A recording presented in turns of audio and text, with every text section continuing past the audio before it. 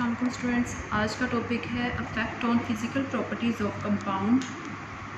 Hydrogen bonding का previous lecture में discuss किया। नेक्स्ट अफेक्ट इसका डिस्कस करेंगे। Hydrogen bonding affect the physical properties of the molecule due to this boiling point of the compound are affected greatly. For example boiling point of water. Boiling point of water कितना है? 100 degree centigrade is higher than that of alcohol. Alcohol का है 78 degree centigrade because of more and stronger hydrogen bonding in water. क्यों?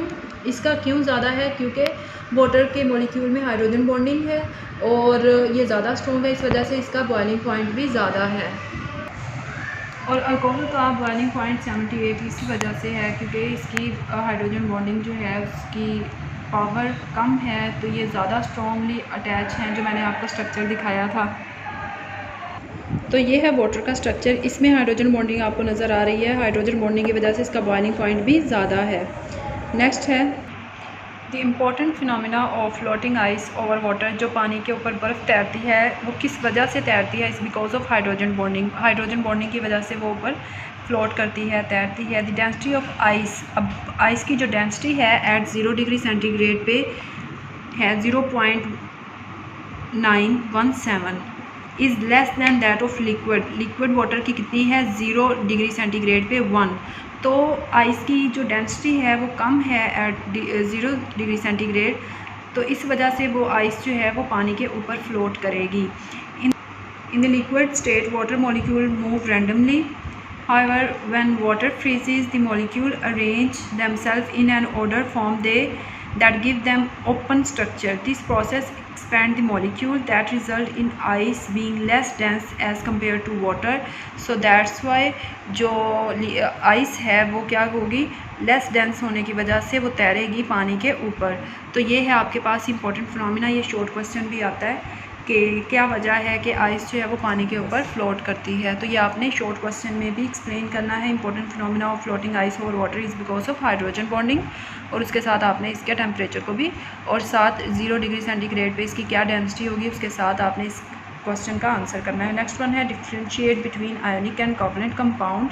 Very important short question and long question. Ionic compound and covalent compound में क्या फ़र्क है, ये मैं difference आपको दिखा देती हूँ। Ionic compound they consist of positive and negative ion. Covalent जो हैं वो दे आर न्यूट्रल।